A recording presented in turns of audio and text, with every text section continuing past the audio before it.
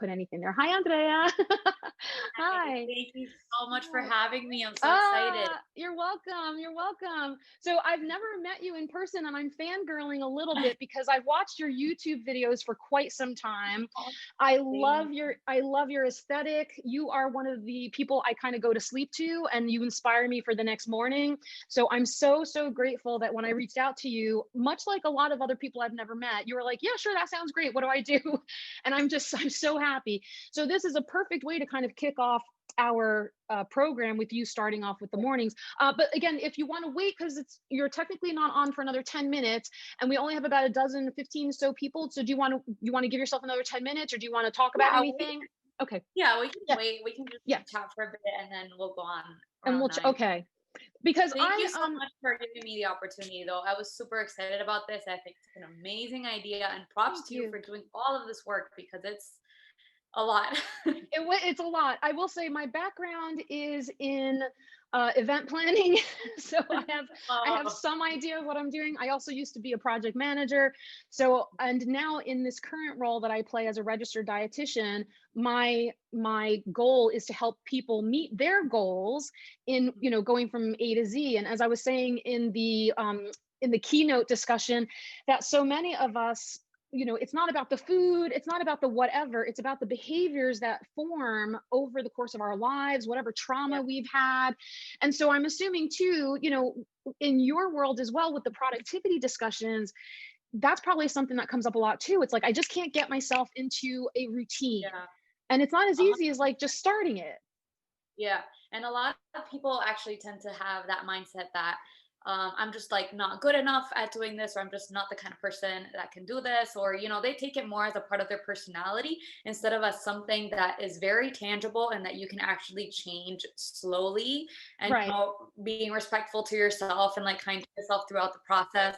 So I think that that's a very important topic, and I love that you said that you were like, as a dietitian, helping people to reach their goals, because obviously a lot of what I do on my channel is a lot about goal planning, which I'm obsessed with. And I think that that's so true. Like, I think people forget to look at like maybe their diet or their dietary problems or their health as goals that they could just tackle little by little until they become actually like part of their lives. Right. And that's the thing. We have to be patient with ourselves, and I think delicate, gentle with ourselves too, to realize, I'm going to be 52 in February. I tell everybody I know, I go through changes every decade, but there are some things that yeah, I was like, there's some things that I just cannot get around. And my joke was 2021 is going to be the year I pay everybody to do everything for me, because I'm so done trying to figure out how to make this like, I can't make things habits anymore. I've tried 50 years, and it's okay to say that. It's okay to give up on some things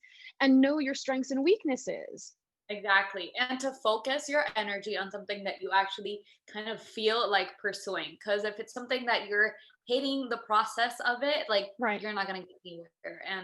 And that's why I think it's such an important topic, and that can be really applied to any different areas, which is why I think this retreat is amazing, because we really have a little bit of everything in the lineup, and I'm so excited about that. I love it. I love it. Okay, so let's see. We have about hold on a second. My brother's okay. This is recording right now. I'm cracking up. My brother's texting me that he can't get online. I'm like, dude, I'm in the middle of like an event. What do you like? Figure this out. What are you trying to do? So, but this is very funny that he's the one that like registered last night. I was like, we could have troubleshot all of these things before. Anywho, I'm not judging. And my mom's in the kitchen, so I'm going to set her up in a second before you go live, Andrea. So I'll go run in there and I'll set her up as well. So what I want to do is, anybody who's joined since we last asked, if you don't mind putting in the chat box where you're currently watching from. We have New York City is represented. We got a lot of New York, New Jersey people. We have Jay, who's here from Australia, which I'm so thrilled about. She's like, I'm exhausted. I'll stay for an hour and then I'll go back. I'll come back later. So, okay. So we have someone from, we have Seattle. That's Derek. Brooklyn. Hey, Meredith. Meredith is here. That's fantastic. And if there's anything that you want to include in the chat box, I mean, we have an open forum right now for the next 5 minutes or so before Andrea goes live in what she's doing. So I'm actually going to stop the recording now because there's not much to mental health. Wait a second. I don't know how to like take this off. Okay, there we go.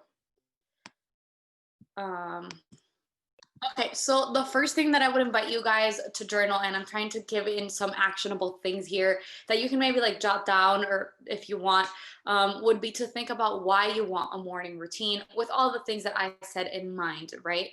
The basic idea that I want to create over here is a morning routine that fuels productivity. This doesn't mean that it has to be like super hectic and you're running throughout your mornings or like doing a bunch of stuff. It just means that throughout the day, you want that feeling of motivation and productivity to endure. So we're going to use a morning routine that fuels that productivity. And the basic idea is we're going to try to build productive momentum. That is the idea that you start ticking things off your to-do list and you get excited that you tick something off, so you kind of want to do it again, and you want to keep that feeling going that you're ticking things off and you're getting that momentum of productivity. And it doesn't have to be big things like working for 3 hours. It can be something as small as like, I made my bed, I drank my glass of water in the morning. Like little things like that you start ticking off will build that momentum and motivation. So that brings us to what fuels productivity. And when I was thinking about this framework, I came up with 4 things that I think at any point during the day, if you're not being productive, you can come back to and think, which one of these am I missing? Why do I think that I'm not being productive, right? So those 4 things are vision, energy, motivation, and planning. So I'm going to walk you through each of them. But the basic idea is that these 4 things are the core of what is going to make you a productive person. If you can have these at any given moment, let's say you're probably at your most productive. So we want to bring those to our morning. So the first one is vision, which is the ability to think about or plan the future with imagination and wisdom. That's the definition that I put in the book, which I love. It's basically much bigger than just having a goal. You know, you don't have a vision to, I don't know, do something like in 3 months. Your vision is more about like your life. How do you want your life to look like? Who do you want to be? And this idea, very clear idea in your head of where you're going and why you're doing the things that you're doing. Why do you wake up in the morning? What are you working for? And when you have that very clear, you can always come back to it, and that will instantly motivate you. The second one is energy, which is physical and mental energy to perform during the day. Sorry, I forgot to mention that I'm going to walk you through examples of each of this. I'm just giving you kind of like the framework right now. But energy is a very obvious one. You know, it's just you need energy to be able to do. If you don't sleep, if you don't eat, if you don't drink water, if you don't work out, you know, your energy levels are going to be low and you're just not going to be productive. But in this one, it's more important to, rather than thinking about the obvious things that everybody needs for energy, think about the things that energize you, that make you feel awake and inspired and motivated and ready to tackle things, because energy can act very differently on different people. The third one is motivation. This again is super obvious. It's like, what gets you moving? Do you listen to a playlist that just makes you want to do everything? Do you need a workout playlist at the gym that's going to make you do the best workout ever? Like, what are the things that get you moving and that actually have the power to instantly change the way you feel? So that's motivation. And the fourth one is planning. Of course, like this is what my page is about. You know, this is like my favorite, but it's more than just like taking a time in the morning to organize your day, which is, you know, I think that pretty much everybody does that on some level. It's taking a time to prioritize the things that you have to do in your day and to be intentional about it. So if you've had a little bit of a reminder of what your vision is, how can you bring that into the day? How can you use today wisely or spend today wisely? How can you move the needle forward today? So it's basically taking a little bit of time to plan with intention. So that's the framework. Very basic. I think it's easy to remember for words. And now what do we do with that information? So we're going to start picking and choosing activities. This is the fun part of the morning routine planning. Once you have a basic idea of the 4 core things that you need to add to your morning routine, you can pick and choose different activities for each one that suit your needs, that you enjoy, that motivate you, that actually drive you. So I'm going to walk you through examples and just kind of give you a little bit of a summary of what you have to have in mind when picking an activity for each of the categories. So this is I don't know if yeah, the list here on the right of the screen is basically an image that I printed on the book, and it's just giving you ideas so that you can like walk through them and decide what you want. Feel free to screenshot this if you want, because it's a lot. Like, don't worry about it, just take a screenshot so that you guys can read it, you know, in peace later and come up with your own ideas as well. But maybe these will give you practical things that you can add into your morning. So let's get started. When it comes to vision, what you want during your morning is to find a way to be re-inspired by your life goals. And you kind of want to be able to see them. So for example, it can be something as small as like having pictures of what you want your life to look like on the mirror. And that will automatically just give you a little bit of a reminder of what you're actually working for. And this eventually will turn in, how can I use that? How can I move towards that during the day? So vision is really not just about, you know, having that little thing that, you know, rewriting your goals, but actually being able to think about how you want your life to look like, to think about something that is bigger than yourself, like philosophy or religion or whatever is your interest that just makes you feel like you have a purpose. So there's a bunch of ideas here that you guys can pick from, but feel free to find the one that, you know, thinks works most for you. The second one is energy. And for this, you know, super basic. You want something to energize you, but more than your physical health, which is probably already a part of your routine, you know, eating breakfast, showering, and all that stuff. You don't forget to feed your mind as well. You want to replenish your mental energy. So this can be doing something more mindful or meditative, or kind of a little bit more intuitive into actually thinking about what gets you moving, and that will give you that energy throughout the day, being a little bit of quiet or introspective and all that stuff. But the rest of energy can be something very basic. For example, breakfast or fasting. Which one of those works better for you? And if whichever you choose, make sure to do it in the morning. So it's just about being more intentional with the things that you're doing. If you know that a workout energizes you, try to squeeze it into your morning and stuff like that. Motivation basically is finding something external to you that motivates you. And the reason why I say external is because it's very hard to create motivation for yourself in your mind, like to ramp yourself up. Although it's a very powerful tool, it's very hard to do, especially first thing in the morning. So try to find something external to you, a playlist, a quote, music, a podcast, book, someone that inspires you, whatever it is that actually makes you feel inspired, just so that you can just access it and it can be easy for you to do, and that you enjoy actually doing it. And for this one, I wrote in also to start by making your bed.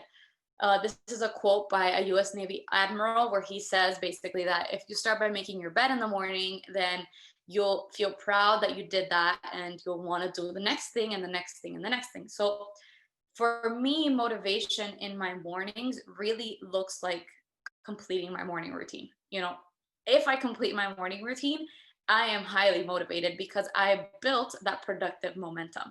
So maybe motivation doesn't have to be something so explicit for you. It can just be finishing your morning routine. And for planning, basically, you're going to want to take some time in the morning to decide how you're going to spend your day and be intentional about it, like we just mentioned. And another important thing with planning, and that you can use in your mornings, is to plan to do something important to you with your mornings. So let's say that you have a goal of writing a book, which is what I did in my past morning routine, is that I would squeeze in 1 hour of writing every morning. So just planning not only means like taking the time to plan, but also to plan something important.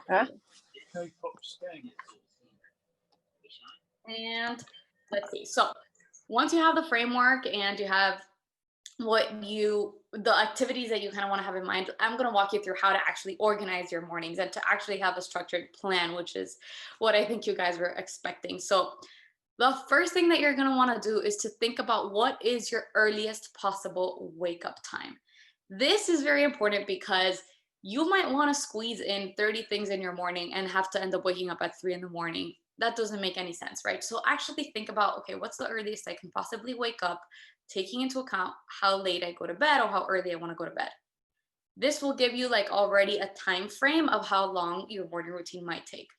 The second one is you're going to want to think about what makes it to your morning routine list.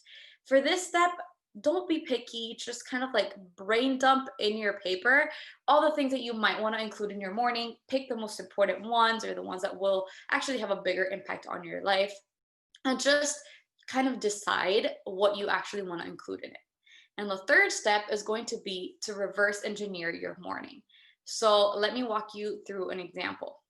So this was an old morning routine of mine, and in order to reverse engineer, the first thing you want to think about is your first commitment for the day. At what time does that start? So I know a lot of us are like working from home now, but you probably still have to clock in, or you mentally have decided that you're going to start working at 9 or whatever. This was when I was doing an internship like in the hospital, so I had to be there pretty early, so I had to leave my house at 6:10 in the morning. So that's where I'm starting. The first line, as you can see, is basically the time at which my morning routine ends. And then you start working back by adding the activities that you want to do and estimating, actually, I should say overestimating how much each one of them will take you. So as you can see, for the next activity, I put get ready, pack my bags and my lunch, and that would take me about 20 minutes.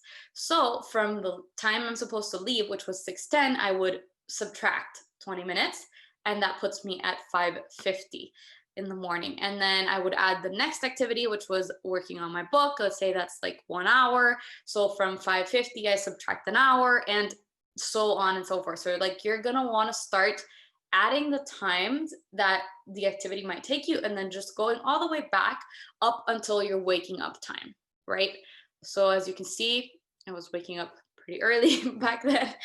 And that is why the fourth step is going to be to simplify, because if you're in this wellness retreat, it probably means that you're going to add like 30 things to your morning, and your wake up time is going to end up being so early that it doesn't even make sense. So once you have a more tangible list, you start to simplify and eliminate the things that are just extra in this routine, and try to focus on the things that will actually have an effect throughout your day.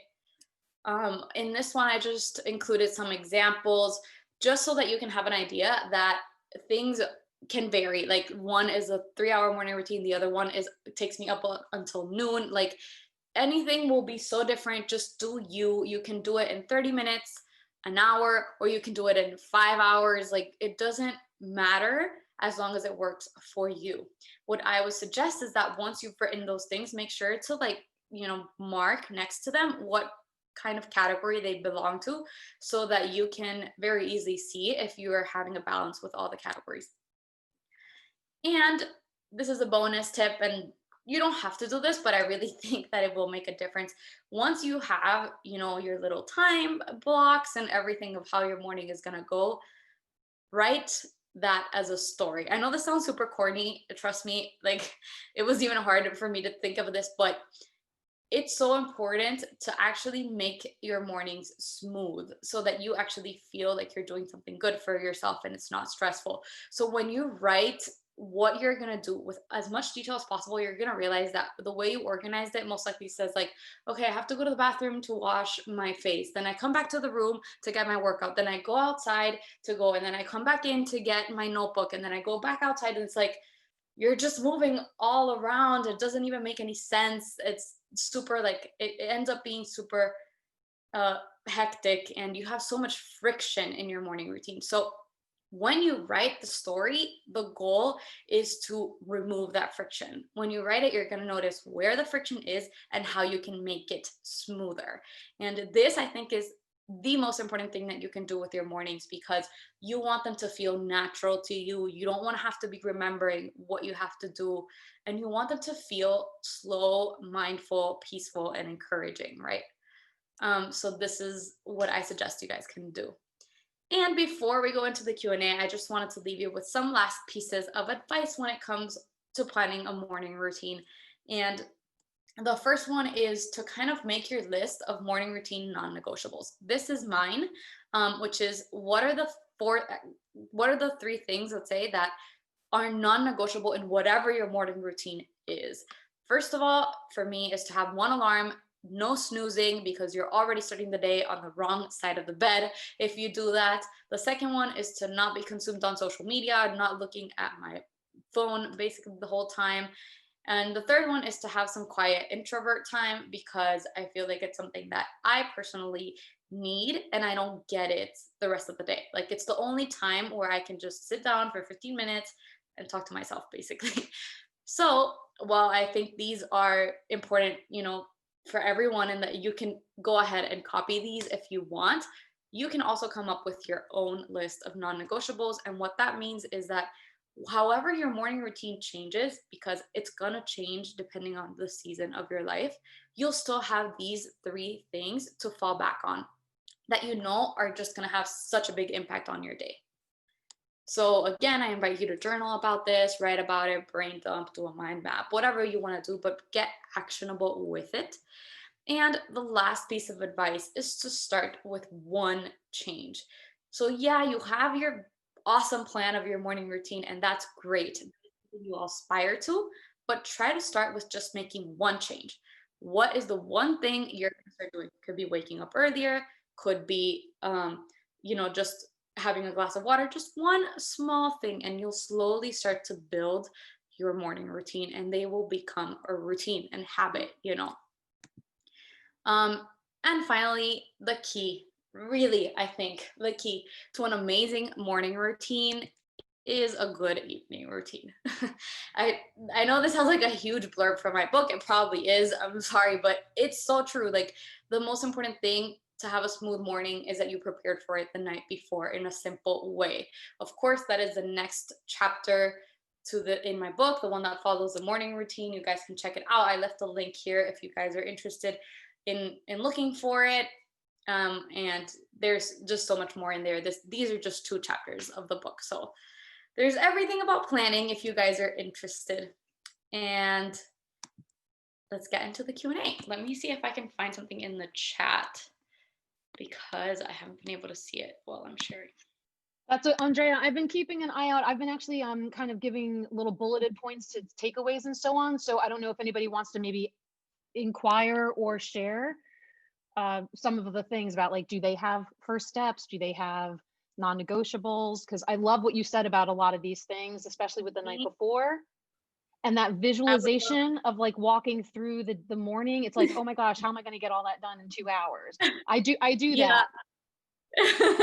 Exactly. That's all. And also, like, as you said, once you write down, let's say, the story and you visualize it, you'll have something to fall back on in your mind as to how you want it to look, So I think that's it's almost like, and then you reflect on it in some way, almost like a time audit, like, where did this go wrong, or what interrupted me, and how many times is that a pattern that things interrupt me? Like, what am I doing incorrectly in there? So take it away. Do you want to open it up or ask any questions, or does anybody want to share? Everybody, you guys can just ask questions if you want, turn on your mics or write it in the chat, and I'll try to be here. I saw one question, although it was sent to me privately, so maybe I'll just try to answer, through text. But I'll already saw it. Okay. Anything else? I was just going to say thank you so much for sharing the information. One of the things I saw where you said to make your bed every single day, I happened to stumble upon that by mistake after a situation that happened in my life. I was like, I'm going to just start making my bed every day. So I'm very, very curious. Was there a specific incident that happened to you? Like, how did you come up? Because it's so interesting. I see a lot of people saying the same things, and that must mean that we're somewhere close to truth. So where did you come up with the idea of making your bed every single day? How did you get that? Where did that come from? Well, if I'm being totally honest, my mom made me make my bed every day since I was like 6 years old. So it was just an obligation in my household. We wouldn't leave to school until my mom came up and saw that all our beds were made. Now, that didn't motivate me at all when I was a kid. I hated every moment of it. And it was like, why am I doing this? Is so stupid. I'm just going to get in a messy bed later.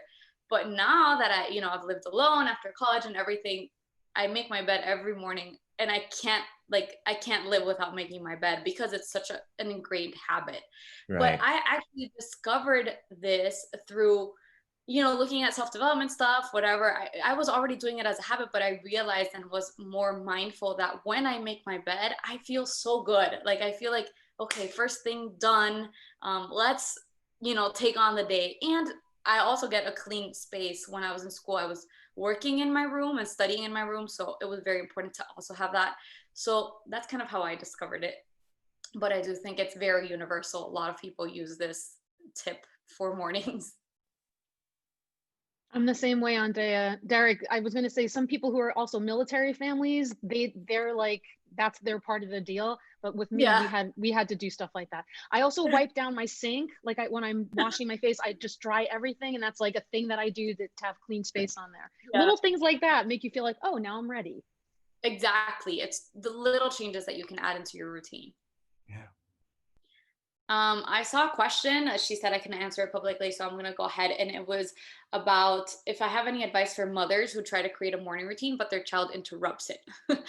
I honestly don't have experience of that around that because I don't have kids. But what I would say to those mothers is, first of all, I would try, if possible, if your kids aren't at the age where they're waking up, at 4 a.m, and if they're already, a little bit more controlled on that part, if you can just wake up maybe just 15 minutes before your kids wake up. It doesn't have to be an hour, but just 15 minutes of like quiet and bliss and like your time to do your thing. It can be a mini morning yoga salutation. It can be journaling, drinking your coffee, whatever you want, but just 10-15 minutes of your time. That would be my first advice. And the second one would be, sometimes I think I go way deeper into this in the book. I just didn't have the time today, but we try to like make the perfect routine and we forget to think about the things that are already happening in our day. So let's say you want to have, I don't know, quiet time in the morning, reading the newspaper in your bed, I don't know, and your kids always come in running in the morning. I'm sure that you hate it because you want to have quiet time, but you love spending time with your kids. So instead of like eliminating your kids from the equation, why do you bring that as a part of your morning? So let's say, okay, we're gonna do this with my kids. They're gonna come in bed and we're gonna, chat or talk to them or whatever.